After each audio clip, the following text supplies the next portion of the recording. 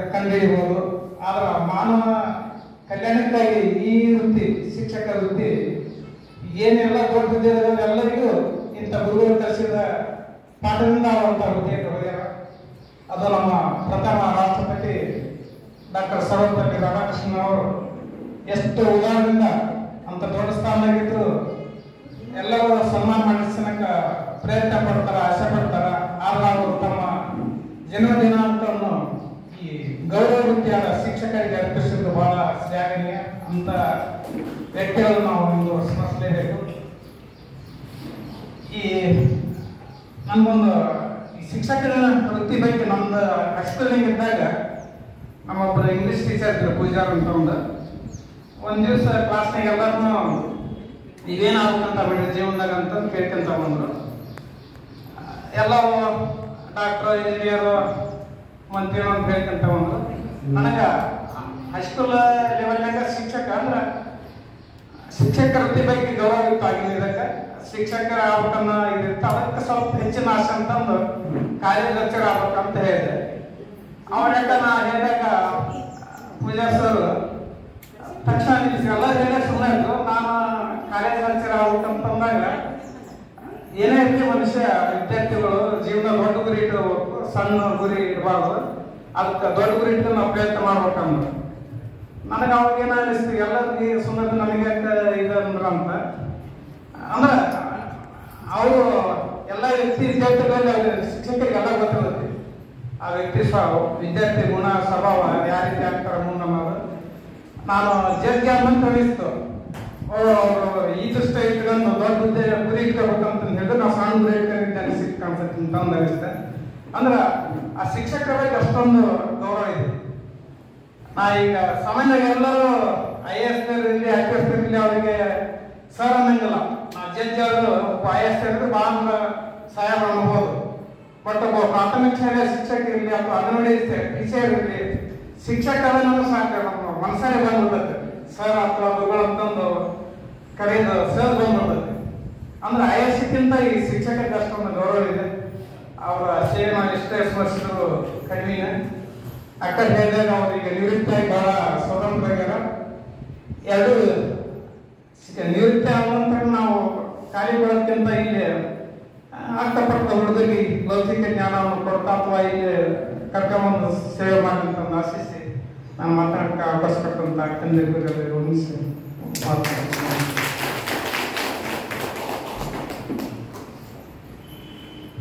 ಧನ್ಯವಾದಗಳು ಅಣ್ಣವರಿಗೆ. ಕಿರ್ಗಿ ಅಣ್ಣವರು ಒಂದೆರಡು ವಿಚಾರಗಳನ್ನ ಹಂಚಿಕೊಳ್ಬೇಕು ಅಂತ ಹೇಳಿ. ಕಿರ್ಗಿ ಅಣ್ಣವರು ಧನ್ಯವಾದಗಳು. ತಾವು ಶಿಕ್ಷಕರಲ್ಲಿ ಯಾರಾದ್ರೂ ಒಂದೆರಡು ವಿಚಾರ ಒಂದೊಂದು ನಿಮಿಷದಲ್ಲಿ ತಮ್ಮ ವಿಚಾರಗಳನ್ನ ಹಂಚಿಕೊಳ್ಬೇಕು. ಈ ಶಿಕ್ಷಕ ವೃತ್ತಿಯಲ್ಲಿ ನಾವು ಎಷ್ಟು ಧನ್ಯತೆ ಅನುಭವ ಮಾಡಿದ್ದೀವಿ ಅಂತ ಒಂದೊಂದು ನಿಮಿಷದಲ್ಲಿ ಹೋಗ್ಬೇಕು. ಓಂ ಶಾಂತಿ. ನಿಜವಾಗಿಯೂ ಅಪ್ಪರು ಹೇಳಿದಾಗೆ ಧನ್ಯತೆಯ ಜೀವನ ಅಂತಂದರೆ ನಮ್ಮದು. ಉಳಿದ ಜ್ಞಾನ ಇಲ್ಲದೆ ಇರುವಂಥ ಶಿಕ್ಷಕರೇ ಅಷ್ಟು ನಾವು ಶಿಕ್ಷಕರು ಅಂತ ಅಭಿಮಾನ ಕೊಡುವಾಗ ನಾವು ಪರಮ ಶಿಕ್ಷಕನ ಶಿಷ್ಯಂದಿರಾಗಿ ಅನ್ಯ ಆತ್ಮರಿಗೆ ಜ್ಞಾನ ಕೊಡುವಾಗ ಮಾಸ್ಟರ್ ಶಿಕ್ಷಕರ ಅಂತ ಅನಿಸ್ಕೊಳ್ಳುವಾಗ ನಿಜವಾಗಿಯೂ ಜೀವನ ಸಲ್ಲಿಸ್ತದೆ. ಹೀಗಾಗಿ ಜೀವನದುದ್ದಕ್ಕೂ ನಾವು ಆ ಜ್ಞಾನ ಕೊಡೋದ್ರ ಜೊತೆಗೆ ಈ ಜ್ಞಾನವನ್ನು ಪ್ರತಿ ದಿವಸ ನಾವು ವಿದ್ಯಾರ್ಥಿಯಾಗಿ ಇಲ್ಲಿ ಆ ಶಿಕ್ಷಣವನ್ನು ಜೀವನದಲ್ಲಿ ಅಳವಡಿಸಿಕೊಂಡಾಗ ಒಂದು ಸಾರ್ಥಕತೆ ನಾನು ಭಾಳಷ್ಟು ಅನುಭವಿಸಿದ್ದೇನೆ. ಒಂದು ಮಾತು ಹೇಳೋದಕ್ಕೆ ಇಷ್ಟಪಡ್ತೇನೆ.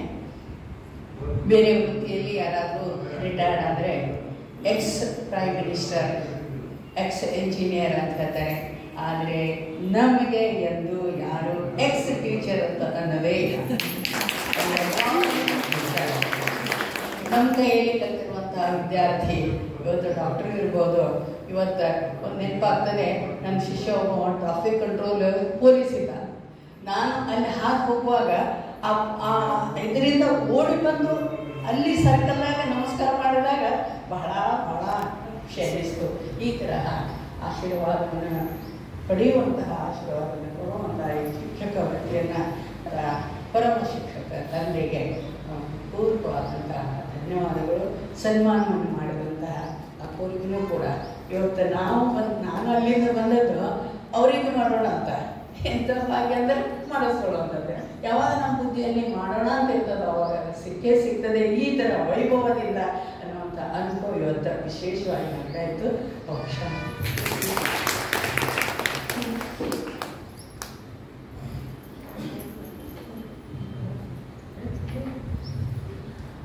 ಓಂ ಶಾಂತಿ.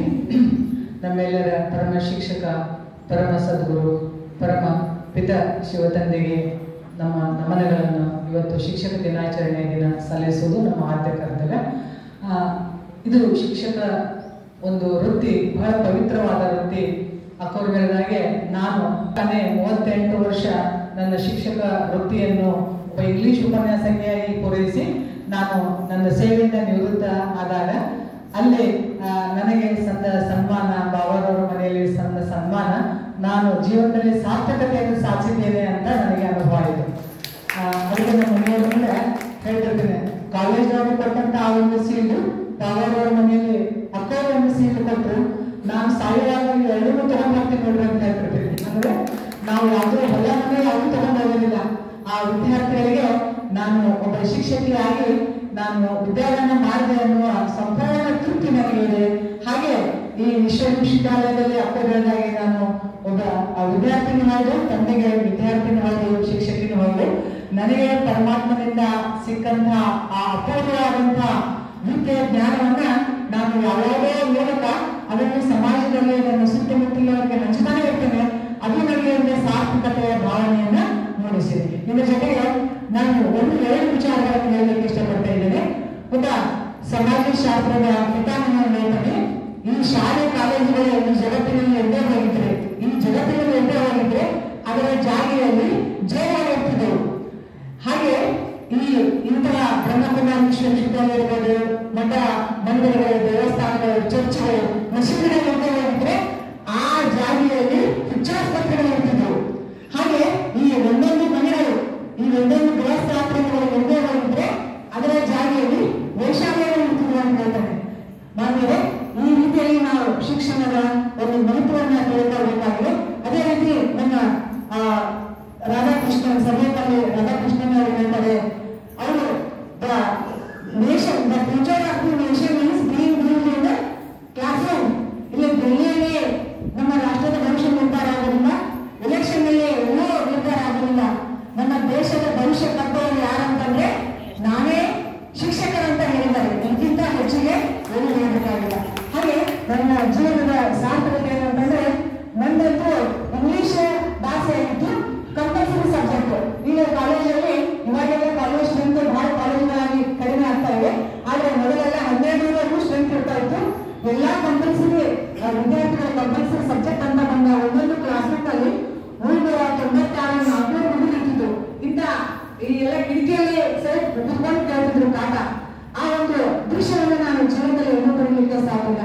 ಹಾಗೆ ಎಲ್ಲರೂ ವಿದ್ಯಾರ್ಥಿಗಳು ಮೇಡಮ್ ಅವರೇ ನಾನು ಸ್ಟೂಡೆಂಟ್, ಮೇಡಮ್ ಅವರೇ ನಾನು ಸ್ಟೂಡೆಂಟ್ ಅಂತ ಗುರುತಿಸಿದಾಗ ಅದು ನನಗೆ ಇನ್ಎಕ್ಸ್ಪ್ರೆಸಿಬಲ್ ಜಾಯ್, ಒಂದು ಡಿವೈನ್ ಜಾಯ್ ಅನ್ನ ತಂದುಕೊಟ್ಟಿದೆ ಅಂತ ಹೇಳ್ತಾ ಮತ್ತೊಮ್ಮೆ ನನಗೆ ಅವಕಾಶ ಕೊಟ್ಟಿದ್ದಕ್ಕೆ ತಂದೆಯವರಿಗೆ, ಶಿವತಂದೆಗೆ ಹಾಗೂ ನಮ್ಮ ನಾಗರತ್ನ ಅಮ್ಮನವರಿಂದ ಅಚ್ಚುಕಟ್ಟಾದ ಕಾರ್ಯಕ್ರಮಗಳನ್ನು ನೆರವೇರಿಸ್ತಾ ಇರ್ತಾರೆ, ನಮಗೆ ಅವಕಾಶವನ್ನು ಕೊಡ್ತಾ ಇದ್ದಾರೆ.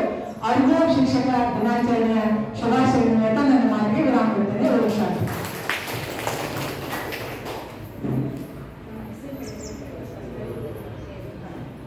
ಓಂ ಶಾಂತಿ. ನನ್ನ ಹೆಸರು ಸುಕನ್ಯಾ ಗಂಧಲ್ ಅಂತೇಳಿ ತವ್ರು ಮಣಿದು, ಆದ್ರೆ ಗಂಡನ ಮಣಿದು ಸುಕನ್ಯಾ ಮಲ್ಲಿ ಕೂಡ ಭೇಟಿ ಐತಿ. ಆದರೆ ನಾನು ಈ ಶಿಕ್ಷಕ ವೃತ್ತಿ ಸೇರಿ ಸುಮಾರು 37 ವರ್ಷ ಆಯಿತು. ಇನ್ನು 10 ತಿಂಗಳು. ಆದರೆ ನಾನು ಈ ಓಂ ಶಾಂತಿ ಬಂದು ಈಗ 1 ತಿಂಗಳಾಯಿತು. ಆದ್ರೆ ಈಗ 1 ತಿಂಗಳಕ್ಕಿಂತ ಮೊದಲು ನಾನು ಸೇರ್ಬೇಕಿತ್ತಲ್ಲ ಅಂತ ಅನಿಸ್ತೀವಿ ಬಂದಿದ್ದೆ. ನಾ ಈ ಓಂ ಶಾಂತಿ ಸೇರಿದ ಸ್ಕೂಲ್ನಾಗ ಹೋಗಿ ಡೈಲಿ ಪಾಠ ಚಾಲಕ್ಕಿಂತ ಮೊದಲ ಒಂದು ಬಾಬಾ ಅವ್ರ ಹಾಡಾಗ್ತದೆ. ಆ ಹುಡುಗರು ನಾನು ಹೇಳ್ತಾರೆ ಆ ಹಾಡಾಗ್ತಕ್ಕ ಪಾಠ ಟೀಚರ್ ಅಂತ ಮೊಬೈಲ್ ಹಾಡಾಗ್ತಿದ್ರೆ ಪಾಠ ಚಾಲು ಮಾಡ್ತಾ ಇಲ್ಲ ಅಂದ್ರೆ ಇಷ್ಟೊಂದು ಈ ಆತ್ಮಜ್ಞಾನ ಈಗ ನಮ್ಗೆ ಸಿಗ್ತೈತಿ. ಆದ್ರೆ ನಾವು ಅಲೌಕಿಕವಾಗಿ ನಾವು ಟೀಚರ್ಸ್ ಎಲ್ಲ ಹೇಳ್ತೇವೆ ಪಾಠ. ಆದ್ರೆ ಈಗಿದ್ದರಿಂದ ಈ ಜ್ಞಾನವನ್ನು ನಾವು ಮಕ್ಕಳಿಗೆ ಮೊದಲ ನಾವು ತಿಳ್ಕೊಂಡಿದ್ದಂದ್ರೆ ಇನ್ನೊಟ್ಟು ಈ ಜ್ಞಾನವನ್ನು ನಮ್ಮ ಮಕ್ಕಳಿಗೆ ಹೆಚ್ಚು ಕೊಡ್ಬೇಕು ಬಹುದಾಗಿತ್ತಲ್ಲ ನನಗೆ ಈಗ ಅನ್ಸಾಗ್ತದೆ. ನಾನು ಹುಡುಗರು ಹೇಳ್ತಾವೆ ದಿನ ಶಿವಕುಮಾರ್ ಹಾಡಾಕ್ರಿ,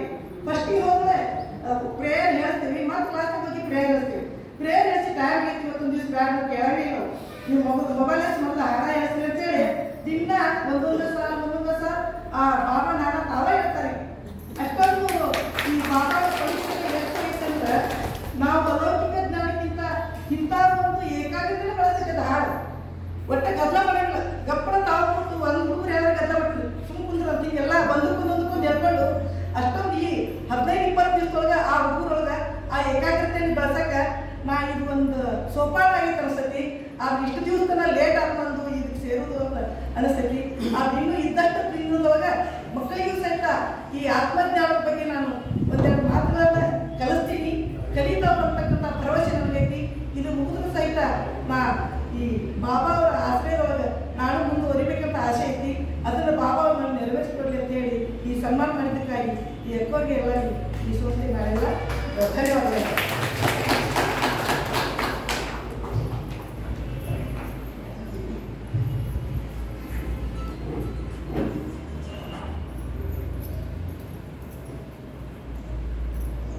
ಓಂ ಶಾಂತಿ. ಪರಮ ಶಿಕ್ಷಕ ತಂದೆ ಸದ್ಗುರು ಶಿವನಲ್ಲಿ ಸ್ಮರಿಸುತ್ತಾ ಹಾಗೂ ಇಲ್ಲಿ ಬಂದಿರುವಂತಹ ಎಲ್ಲ ತಂದೆ ಅಣ್ಣಂದಿರೆ ಹಾಗೂ ವೇದಿಕೆ ಮೇಲೆ ಸನ್ಮಾನಿತರಾದಂತಹ ಎಲ್ಲ ಶಿಕ್ಷಕ ವೃಂದರೇ ಎಲ್ಲರಿಗೂ ಮತ್ತೊಮ್ಮೆ ಮೊದಲೊಮ್ಮೆ ಶಿಕ್ಷಕರ ದಿನಾಚರಣೆಯ ಶುಭಾಶಯಗಳು. ಇಲ್ಲಿ ಸ್ಟೇಜ್ ಮೇಲೆ ನಾವು ಅದೇವಿ ಅಂತ ನಾವು ಅಷ್ಟೇ ಅಲ್ಲ, ನೀವು ಕೂಡ ಎಲ್ಲರೂ ಕೂಡ ಶಿಕ್ಷಕರೇ. ಯಾಕಂದ್ರೆ ಬಾಬಾ ಅವರು ಒಂದು ಜ್ಞಾನದ ಒಂದು ಹನಿಯನ್ನು ನಾವು ಬೆಳೆದರು ಹೇಳ್ತೀವಿ ಅಂತಂದ್ರೆ ಅದಕ್ಕೆ ಹೇಳ್ತಾರೆ ಅಕ್ಷರ ಮಾತ್ರ ಕಲಿಸಿದಾತ ಗುರು ಅಂತ ಹೇಳಿ ಹೇಳ್ತಾರಲ್ಲ.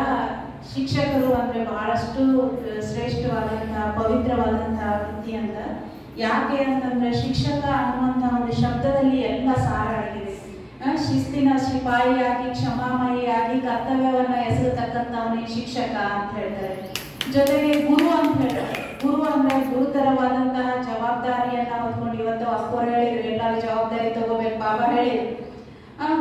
ಗುರುತರವಾದಂತಹ ಜವಾಬ್ದಾರಿಯನ್ನ ತೆಗೆದುಕೊಂಡು ರೂವಾರಿಯಂತೆ ಕೆಲಸಗಾರಗಳನ್ನ ಮಾಡುವಂಥವನು ಅಂತ. ಸೊ ಬಾಬಾರವರು ಎಲ್ಲರಿಗೂ ನಮ್ಮೆಲ್ಲರಿಗೂ ಒಂದು ಅನುಗ್ರಹ ಏನು ಅಂತಂದ್ರೆ ಭಾಗ್ಯ ಅಂತ ಹೇಳ್ಬೋದು. ಎರಡೂ ಕಡೆ ಲೌಕಿಕ ಮತ್ತು ಅಲೌಕಿಕ ಎರಡೂ ಕಡೆ ಶಿಕ್ಷಕರಾಗಿ ಸೇವೆಯನ್ನು ಮಾಡೋದಕ್ಕೆ ಬಾಬಾ ಅವಕಾಶ ಕೊಟ್ಟಿದ್ದಾರಲ್ಲ, ಅದಕ್ಕೆ ಬಾಬಾರವ್ರಿಗೆ ಬಹಳಷ್ಟು ತುಂಬ ಹೃದಯದ ಧನ್ಯವಾದಗಳನ್ನ ಹೇಳೋದಕ್ಕೆ ಇಷ್ಟಪಡ್ತೀನಿ. ಜೊತೆಗೆ ಇಲ್ಲಿ ನಡೆದಂತಹ ಮತ್ತೊಮ್ಮೆ ಎಲ್ಲರಿಗೂ ಶಿಕ್ಷಕ ದಿನಾಚರಣೆಯ ಶುಭಾಶಯಗಳು. ಇಲ್ಲಿ ಮಾತನಾಡೋದಕ್ಕೆ ಅವಕಾಶ ಕೊಟ್ಟಂತ ಅಕ್ಕೋರಿಗೂ ಕೂಡ ಧನ್ಯವಾದಗಳು. ಮತ್ತೊಮ್ಮೆ ಅಕ್ಕೋರಿಗೆ ಸ್ಪೆಷಲ್ ಆಗಿ ಶಿಕ್ಷಕರ ದಿನಾಚರಣೆಯ ಶುಭಾಶಯಗಳನ್ನ ಧನ್ಯವಾದಗಳು.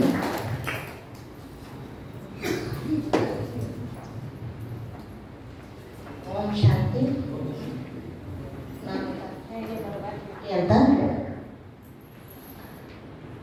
ಸರ್ಕಾರಿ ಕಾಲೇಜಿನಲ್ಲಿ ನಾನು ಕಾಮರ್ಸ್ ಉಪನ್ಯಾಸಕಿಯಾಗಿ ಸೇವೆ ಸಲ್ಲಿಸಿ ಕರ್ನಾಟಕದ ಬಹುಶಃ ಎಲ್ಲ ಭಾಗಗಳಲ್ಲಿ ನಾನು ಸೇವೆಯನ್ನು ಸಲ್ಲಿಸಿ ಕೊನೆಗೆ ಇಲ್ಲಿ ಸರ್ಕಾರಿ ಪ್ರಥಮ ದರ್ಜೆ ಕಾಲೇಜು ಬಾಗಲಕೋಟೆಯಿಂದ ನಿವೃತ್ತಿಯನ್ನು ಹೊಂದಿದ್ದೇನೆ. ಈಗ ನನ್ನ ಸಹೋದರಿಯರು ಹೇಳಿದಂತೆ ಶಿಕ್ಷಕನ ಒಂದು ಸ್ಥಾನಮಾನ ಆಗಿರಬಹುದು, ಅವರ ಒಂದು ಜವಾಬ್ದಾರಿ ಆಗಿರಬಹುದು, ಎಲ್ಲವನ್ನು ಬಹಳ ಸುಂದರವಾಗಿ ಅವರು ಹೇಳಿದ್ದಾರೆ. ನಿಜವಾಗಿಯೂ ಕೂಡ ವಿಶೇಷವಾಗಿ ನಾನು ಕಾಮರ್ಸ್ ಒಂದು ಉಪನ್ಯಾಸಕಿ ಆಗಿರೋದ್ರಿಂದ ನಮ್ಮ ಹುಡುಗರು ಸ್ವಲ್ಪ ನಾಟಿ ಅಂತಲೇ ಹೇಳ್ಬೋದು. ಹಾಗಾಗಿ ಅಂಥ ಎಲ್ಲ ಮಕ್ಕಳನ್ನು ಸಹಿತ ನಾವು ಎಂಥ ಉಡಾಳೆ ಇರಬಹುದು, ಗ್ಲುಕೋಜಿ ಇರಬಹುದು, ಈಗಿನ ಒಂದು ಜನ್ರೇಷನ್ ತಮಗೆಲ್ಲ ಗೊತ್ತಿರುವ ಹಾಗೆ ತುಂಬಾ ಅಡ್ವಾನ್ಸ್ ಇದೆ, ಭಾಳ ಫಾಸ್ಟ್ ಇದೆ. ಅಂಥ ಮಕ್ಕಳನ್ನು ಒಂದು ಕ್ಲಾಸ್ ರೂಮ್ನಲ್ಲಿ ಇಟ್ಟುಕೊಂಡು ಅವರಿಗೆ ಒಂದು ಮಾರ್ಗದರ್ಶನ ಮಾಡುವುದಾಗಿರಲಿ, ಅವರಿಗೆ ಸನ್ಮಾರ್ಗದಲ್ಲಿ ನಡೆಸುವುದಾಗಿರಲಿ, ಅಂಥ ಒಂದು ಕಾರ್ಯವನ್ನು ಪಾಠದ ಜೊತೆಗೆ ನಾವು ಮಾಡ್ತಿರ್ಬೇಕಾದ್ರೆ ನಮಗೆ ಸಂತೋಷ ಅನಿಸ್ತಿತ್ತು. ಆ ಮಕ್ಕಳ ಜೊತೆ ನಾವು ಕೂಡ ಅವರ ವಯಸ್ಸಿಗೆ ಹೋಗ್ತಾ ಇರ್ತಿದ್ವಿ. ಅವರ ಜೊತೆ ಒಡನಾಟ ಇರ್ಬೋದು, ಅವರ ಜೊತೆ ಕಾರ್ಯಕ್ರಮಗಳನ್ನ ಮಾಡೋದ್ರಾಗಿರ್ಬೋದು, ದಿನನಿತ್ಯ ಅವರಿಗೆ ಪಾಠ ಮಾಡೋದ್ರಿಂದಾಗಿರ್ಬೋದು. ಹಾಗಾಗಿ ನಮ್ಮ ನಾಗರತ್ನ ಮೇಡಮ್ ಅವರು ಹೇಳಿದ ಹಾಗೆ ಶಿಕ್ಷಕ ವೃತ್ತಿ ಬಹಳ ಪವಿತ್ರವಾದದ್ದು. ನಾವು ಎಲ್ಲ ಒಂದು ಇಂಜಿನಿಯರ್ಸು, ಡಾಕ್ಟರ್ಸು, IAS, IPS ಅಧಿಕಾರಿಗಳನ್ನ ಸೃಷ್ಟಿ ಮಾಡುವಂಥ ಸೃಷ್ಟಿಕರ್ತರು ಅಂತ ಹೇಳಿದರೆ ತಪ್ಪಾಗಲಿಕ್ಕಿಲ್ಲ. ಹಾಗಾಗಿ ಇವತ್ತು ನಾನು ಕೂಡ ಒಬ್ಬ ಮೇಡಮ್ ಹೇಳಿದಾಗೆ ಇತ್ತೀಚೆಗೆ ಜಾಯ್ನ್ ಆಗಿದ್ದೇನೆ. ಕೇಳ್ತಾ ಇದ್ದೆ ಓಂ ಶಾಂತಿ ಅಂತ. ಆ ಒಂದು ಬಿಜಿ ಶೆಡ್ಯೂಲ್ನಲ್ಲಿ ಬಹುಶಃ ನನಗೆ ಬರಲಿಕ್ಕೆ ಆಗಿರಲಿಕ್ಕಿಲ್ಲ.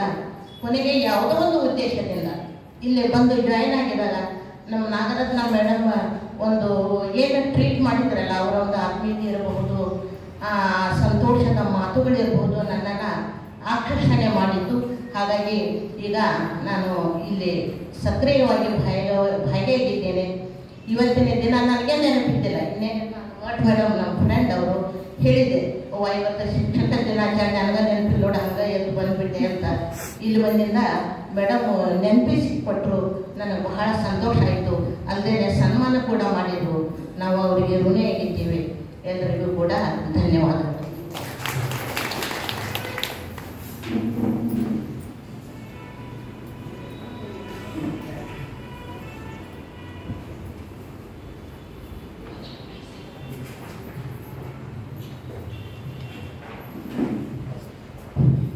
ಓಂ ಶಾಂತಿ. ನಾನು ವಿರೂಪಾಕ್ಷಯ್ಯ ಮಠಪತಿ ಅಂತ ತಿಳಿಸಿ ಸರ್ಕಾರಿ ಪದವಿ ಪೂರ್ವ ಕಾಲೇಜಲ್ಲಿ ಉಪನ್ಯಾಸಕನಾಗಿ, ಪ್ರಾಚಾರ್ಯರಾಗಿ, ಜಿಲ್ಲಾ ವಯಸ್ಕರ ಶಿಕ್ಷಣಾಧಿಕಾರಿಗಳಾಗಿ 34 ವರ್ಷ 10 ತಿಂಗಳ ಸೇವೆ ಸಲ್ಲಿಸಿದ್ದೇನೆ.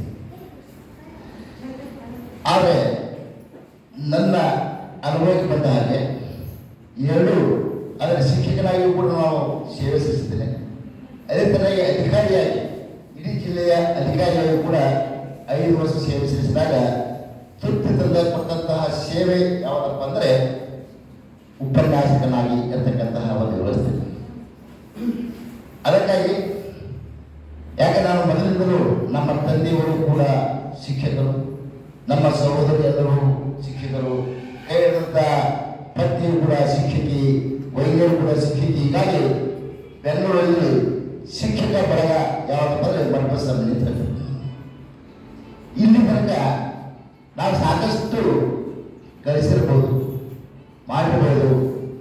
ಆದರೆ ನಾವು ಪಡೆದಂತಹ ವಿದ್ಯಾರ್ಥಿಗಳ ಸಮೂಹದಲ್ಲಿ ನಾವು ಬೆರೆತಾಗ ಅಲ್ಲಿ ಸಿಗ್ತಕ್ಕಂಥ ಶಾಂತಿ, ನೆಮ್ಮದಿ, ಪುರಸ್ಕಾರ ಮತ್ತೆ ಸಿಗಲ್ಲ.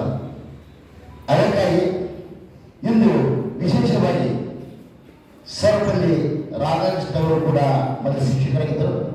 ಅಂತಹ ವ್ಯಕ್ತಿಗಳು ಉಪರಾಷ್ಟ್ರಪತಿಗಳಾದರೂ ಕೂಡ ತಾನು ಒಬ್ಬ ಶಿಕ್ಷಕ, ನನ್ನ ದಿನಾಚರಣೆಯನ್ನು ಶಿಕ್ಷಕ ದಿನಾಚರಣೆಯಾಗಿ ಆಚರಿಸಲು ಅವರು ಹೇಳಿದಾಗ ಈ ವೃತ್ತಿಯಲ್ಲಿರ್ತಕ್ಕಂತಹ ಗೌರವ ತಮ್ಮೊಟ್ಟಿಗೆ ತಾನೇ ಎಲ್ಲರಿಗೂ ಅರಿವಾಗ್ತಾ ಇದೆ. ಅದರಲ್ಲಿ ಇಂದು ವಿಶೇಷವಾಗಿ ಬಾಬಾ ಅವರ ಸಾನ್ನಿಧ್ಯದಲ್ಲಿ, ಅವರ ಸಮ್ಮುಖದಲ್ಲಿ ಈ ನನ್ನ ಸನ್ಮಾನ ಮಾಡೋದಕ್ಕಾಗಿ ನಾನು ಈ ಆಶ್ರಮದ ನಾಗರತ್ನ ಗೌರಿಗೂ ಹಾಗೂ ನನ್ನೆಲ್ಲ ಬಳಗದವರಿಗೂ ಹಾಗೂ ನನ್ನ ಜೊತೆಗೆ ಸತ್ಕಾರವನ್ನು ಸ್ವೀಕರಿಸಿದಂತಹ ಎಲ್ಲರಿಗೂ ವಂದಿಸಿ ನನ್ನ ಮಾತಿಗೆ ವಿದಾಯ ಕೊಡ್ತೇನೆ.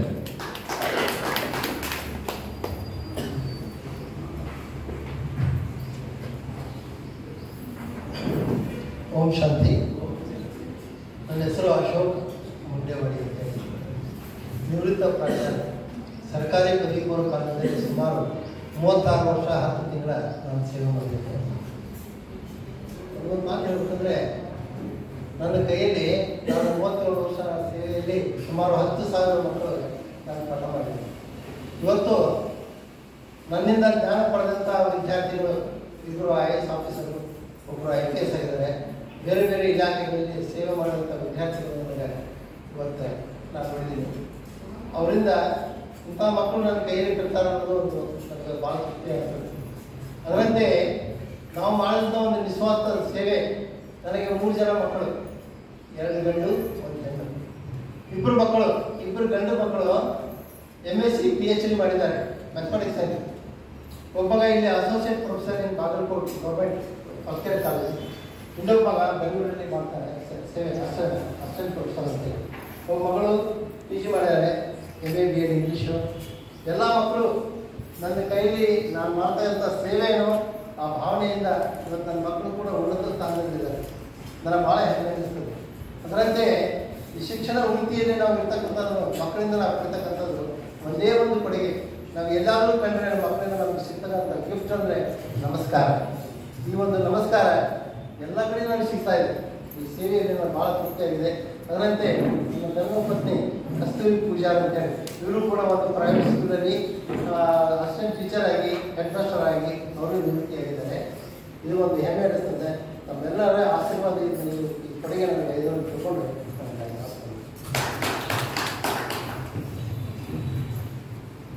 ನಾನು ವೃತ್ತಿಯಲ್ಲಿ ಯೋಗ ಶಿಕ್ಷಕ, ಯೋಗ ಮಾಸ್ಟರ್. ನಾನು ಯೋಗವನ್ನು ಯಾಕೆ ಪ್ರೀತಿಸ್ತಾ ಇದ್ದೇನೆ ಅಂದರೆ ನನಗೆ ಮೈತುಂಬ ಕಾಯಿಲೆಗಳು ಅಂದರೆ ಪಾರ್ಕಿನ್ಸನ್ ಅಂದರೆ ಕೈಕಾಲು ನಡುಗಳು ಎಲ್ಲ ಇದ್ದು ನಾನು ಯಾವಾಗ ಈಗ 14 ವರ್ಷದ ಹಿಂದೆ ನಾನು ಯೋಗ ಪ್ರಾರಂಭ ಮಾಡಿದೆ. ಅವತ್ತಿನಿಂದ ಯಾವತ್ತು ನಾನು ಚಾಲು ಮಾಡಿದ್ದೇನೆ, ಅವತ್ತಿನಿಂದ ಇವತ್ತಿನವರೆಗೂ ಒಂದು ದಿವಸ ನಾನು ತಪ್ಪಿಸಿಲ್ಲ. ಮುಂಜಾನೆ ಸಂಜೆ ಎಷ್ಟು ಸಾಧ್ಯವೋ ಅಷ್ಟು ಈಗ ನಾನು 6ನೇ ಕ್ಲಾಸ್ನಲ್ಲಿ ಬೆಳಗ್ಗೆ 5ರಿಂದ 6:30 ಮತ್ತು ಸಂಜೆ ನಮ್ಮ ಮನೆಯಲ್ಲಿಯೇ ಬಹಳಷ್ಟು ಜನ ಬರ್ತಾರೆ, ಅವರಿಗೂ ನಾನು ಯೋಗ ಹೇಳ್ತೇನೆ.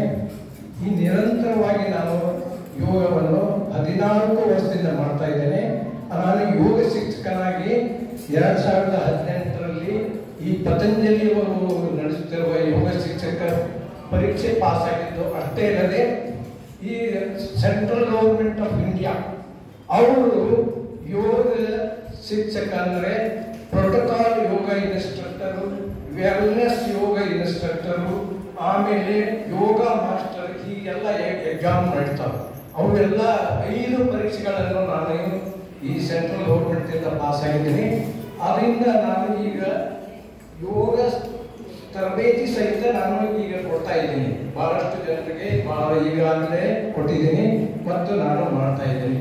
ಈಗ ಯೋಗ ಶಿಕ್ಷಕ ಅಂದರೆ ಏನು? ಫಸ್ಟ್ ನಮ್ಮದು ನಮ್ಮ ವ್ಯಾಧಿಗಳನ್ನು ನಿವಾರಣೆ ಮಾಡುವುದು ಫಸ್ಟ್, ಇದು ಒಂದೇ ಉದ್ದೇಶ. ಎರಡನೇದು ನಾವು ಆಧ್ಯಾತ್ಮಿಕ ಅಂದರೆ ಸ್ಪಿರಿಚುವಲ್ ಎನರ್ಜಿ ಡೆವಲಪ್ಮೆಂಟ್ ಮಾಡೋದು ಎರಡನೇ ಉದ್ದೇಶ. ಮೂರನೇದು ಮುಕ್ತಿಯನ್ನು ಹೊಂದುವುದು, ಮೋಕ್ಷ ಹೊಂದುವುದು, ಇದು ಕೊನೆಯ. ಇದು ಅಷ್ಟೇ ಮಾಡ್ತಾ ಇದ್ರೆ ಆಗೋದಿಲ್ಲ. ಈಗ ನಾವು ನಿರಂತರವಾಗಿ ಪ್ರಾಣಾಯಾಮ, ಯಮ ನಿಯಮ, ಪ್ರಾಣಾಯಾಮ, ಪ್ರತ್ಯಾಹಾರ, ಧಾರಣ, ಧ್ಯಾನ, ಸಮಾಧಿ ಇವುಗಳನ್ನು ನಾವು ಮಾಡಬೇಕು.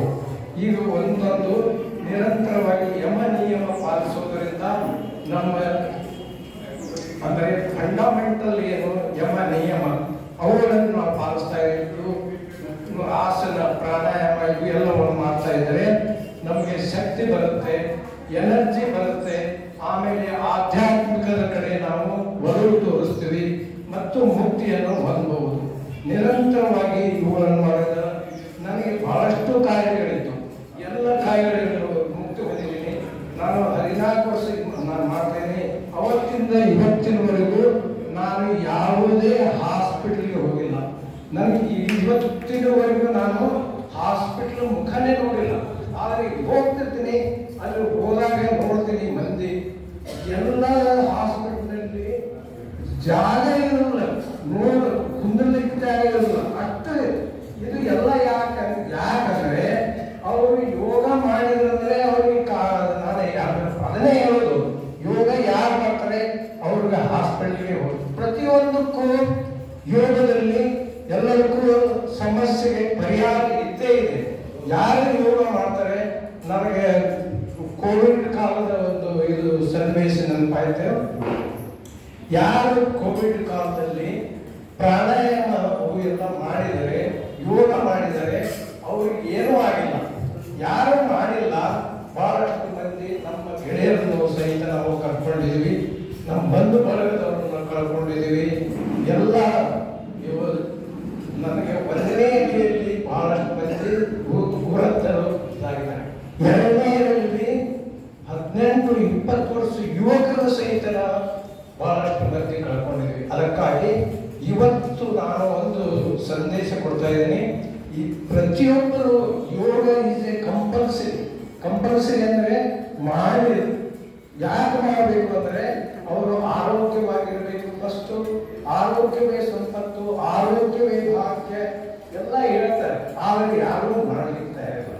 ಇವತ್ತಿನವರೆಗೂ ನಾನು ಬಹಳಷ್ಟು ಮಂದಿ, ನಾನು ಅಲ್ಲಿ ವಿದ್ಯಾಗಿರಿ 6ನೇ ಕ್ಲಾಸು 7, 8 ಮನೆಗೆ ಹೋಗಿ ಹೇಳಿದ್ವಿ. ಆದರೂ ಅದಕ್ಕೆ ಯಾವುದೂ ಪರಿಣಾಮ ಆಗಿಲ್ಲ ಅವರಿಗೆ. ಅದಕ್ಕೆ ನಾನು ಒಂದು ಎಲ್ಲರಿಗೂ ಈಗ ಇದ್ದವರಿಗೆ ಹೇಳ್ತೇನೆ, ಇದಕ್ಕೆ ವಯಸ್ಸಿನ ಮಿತಿ ಇಲ್ಲ. ಯಾರು ಉಸಿರಾಟ ಮಾಡ್ತಾರೆ ಅವರೆಲ್ಲರೂ ಬರ್ಬೋದು. ಮೊದಲು ಪ್ರಾಣಾಯಾಮ ಎಲ್ಲ ಮಾಡಿ ನಂತರ ಅವರಿಗೆ ಎನರ್ಜಿ ಬರ್ತದೆ. ಆಮೇಲೆ ನಾವು ಆಸನಗಳನ್ನು ಮಾಡಬಹುದು, ಸೂರ್ಯ ನಮಸ್ಕಾರ ಮಾಡಬಹುದು. ನಾನು 88 ಆಸನಗಳನ್ನು ಇವತ್ತಿನವರೆಗೂ ನಾನು ಮಾಡ್ತೇನೆ. ಯಾಕೆ ಮಾಡ್ತೇನೆ ಅಂದರೆ ನನಗೆ ಆರೋಗ್ಯ ಬೇಕು. ಅಲ್ಲಿ ಯಾರು ಬರದೇ ಇದ್ರು ಬಿಡಿ, ಕಡೆಗೆ ನಾನೊಬ್ಬನೇ ಆದರೂ ನಾನು ಹೋಗಿ ಅಲ್ಲೇ ಕ್ಲಾಸ್ ಮಾಡ್ತೀನಿ. ಯಾಕೆ ಮಾಡ್ತೀನಿ? ನನಗೆ ಆರೋಗ್ಯ ಬೇಕು. ಯಾರಿಗೆ ಆರೋಗ್ಯ ಬೇಕು ಅವರು ಅಲ್ಲಿ ಎಲ್ಲ ಕಡೆ ನಡೀತಾ ಇದೆ. ಪತಂಜಲಿಯಲ್ಲಿ ನಮ್ಮಲ್ಲಿ ಒಂದು 20-22 ಕಡೆ ಕ್ಲಾಸ್ ನಡೀತಾವು. ಪ್ರತಿಯೊಬ್ಬರು ಹೋಗಿ